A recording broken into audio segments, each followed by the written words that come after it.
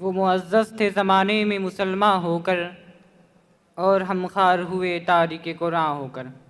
محترم حاضرین، اب میں اس نشست کے 19ویں مقرر محمد عمار گہنی خرد کو آواز دیتا ہوں کہ وہ تشریف لائیں اور اتحاد کی اہمیت و ضرورت کے عنوان پر تقریر کریں۔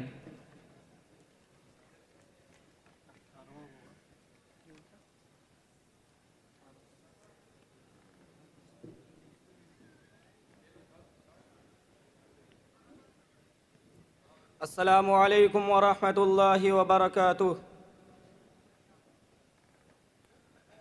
نحمده ونصلی علی رسولہ الکریم۔ صدر باوقار، اساتذہ کرام اور حکم صاحبان اور عزیز ساتھیوں، آج کے اس مسابقتی اجلاس میں میری تقریر کا عنوان ہے اتحاد کی اہمیت و ضرورت۔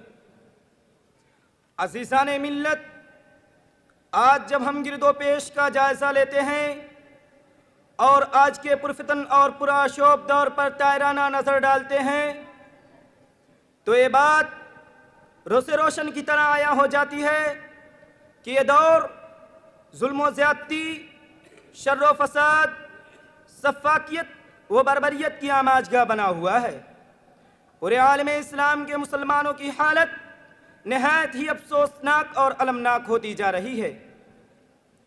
کہیں مسلمانوں کو ملک بدر کرنے کی پلاننگ ہو رہی ہے، فرقہ پرست طاقتیں مسلمانوں کو غلامی و محکومی کی ذلت آمیز آہنی زنجیروں میں جکڑنے کے لیے کوشاں ہیں۔ لیکن سوال یہ ہے کہ ایسا کیوں ہوا؟ مسلمانوں پر اتنے برے دن کیوں آئے؟ عزیزان ملت، اگر ہم عقل و خرد سے پردہ ہٹائیں اور سنجیدگی کے ساتھ غور کریں تو یہ بات صاف سمجھ میں آ جائے گی کہ ہم نے اپنا عظیم سرمایہ کھو دیا ہے، اور وہ ہے اتحاد و اتفاق کی دولت۔ معزز سامعین کرام، اتحاد و اتفاق ایک ایسی عظیم دولت ہے جسے اپنوں نے ہی نہیں بلکہ غیروں نے بھی تسلیم کیا ہے۔ چنانچہ پوری عالمی تاریخ گواہ ہے کہ جب تک مسلمانوں میں اتحاد و اتفاق کی دولت تھی، مسلم معاشرے میں تعصب و عناد اور گروہی عصبیت کی کوئی گنجائش نہ تھی۔ ملت اسلامیہ اختلاف و انتشار سے دور تھی، تو اس وقت ہمارا حال یہ تھا کہ پوری دنیا ہمارے تابع تھی، تخت و تاج پر مسلمانوں کا راج تھا، دریاؤں اور سمندروں پر ہماری حکمرانی تھی، اور مسلمانوں کا دائرہ کار پوری دنیا پر محیط تھا۔ لیکن اے مسلمانوں، جب سے ہم نے اختلاف کی روش اختیار کر لی تو ہمارا آپسی اتحاد ختم ہو گیا، اور انتشار کو اچھا خیال کر لیا، اور فرقہ بندی کو معاشرے کا جز سمجھ لیا، تو اسی وقت سے ہم مسلط کی کھائی میں گر گئے۔ بزدلی اور پس ہمتی نے ہمارا معاصرہ کر لیا، ہماری شجاعت و جوانمردی قصہ پارینہ بن کر رہ گئی، اور نتیجہ یہ ہوا کہ مسلمان خود اعتمادی سے ہاتھ دھو بیٹھے۔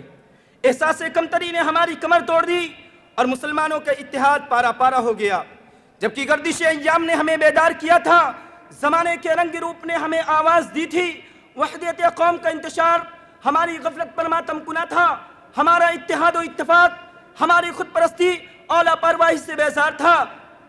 ملت اسلامیہ ہم سے چیخ چیخ کر کہہ رہی تھی کہ اٹھ کی اب بس میں جہاں کا اور ہی انداز ہے، اٹھ کی اب بس میں جہاں کا اور ہی انداز ہے، مشرق و مغرب میں تیرے دور کا آغاز ہے۔ لیکن افسوس صد افسوس، ہم نے سنی انسنی کر دی، حقیقت کو مجاز کا جامہ پہنا دیا۔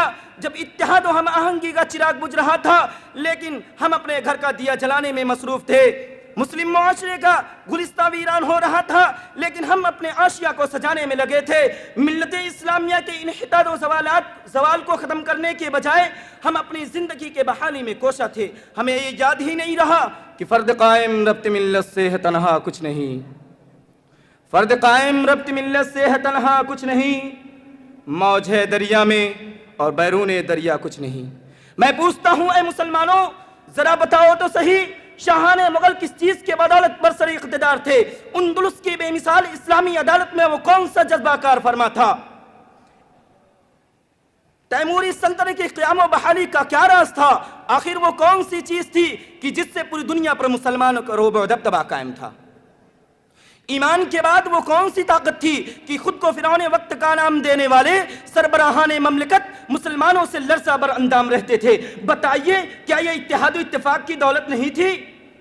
ملت اسلامیہ کے فرزندوں، ہوش میں آئیے اور اتحاد و اتفاق کی رسی کو مضبوطی سے تھام لیجئے، یکجہتی اور اکریکی پر کاربند ہو جائیے اور ملت اسلامیہ پر رحم کر کے اپنی صفوں میں اتحاد پیدا کر لیجئے اور ٹھنڈے دماغ سے غور کیجئے، جب ہمارا خدا ایک ہے، ہمارا ہادی و رہبر ایک ہے، ہمارے کلمے میں اتحاد ہے، ہمارے مذہب میں اتفاق ہے، تو پھر ہمارے دلوں میں دوری کیوں ہے؟ ہم اختلاف کے کانٹوں میں کیوں نچ رہے ہیں؟ انتشار ہماری زندگیوں میں کہاں سے آ گیا؟ ملت اسلامیہ بے فرقہ بندی کیوں ہوئی؟ قرآن پاک میں اللہ تعالیٰ نے صاف فرما دیا، وَاعْتَصِمُوا بِحَبْلِ اللَّهِ جَمِيعًا وَلَا تَفَرَّقُوا، اے لوگوں اللہ کی رسی کو مضبوطی سے پکڑ لو اور اختلاف و انتشار سے بچو۔ لیکن اللہ تعالیٰ نے پھر آگے فرمایا، وَاذْكُرُوا نِعْمَةَ اللَّهِ عَلَيْكُمْ إِذْ كُنْتُمْ أَعْدَاءً، اللہ کی اس نعمت کو یاد کرو کہ تم ایک دوسرے کے دشمن تھے، لیکن فَأَلَّفَ بَيْنَ قُلُوبِكُمْ، اللہ نے تمہارے دلوں میں الفت پیدا کر دی اور محبت کا بیج بو دیا، اور نتیجہ یہ ہوا کہ فَأَصْبَحْتُمْ بِنِعْمَتِهِ إِخْوَانًا، اللہ کے فضل و کرم سے تم ایک دوسرے کے بھائی ہو گئے اور تمہارے دلوں میں اخوت و بھائی چارگی کا چراغ روشن ہو گیا۔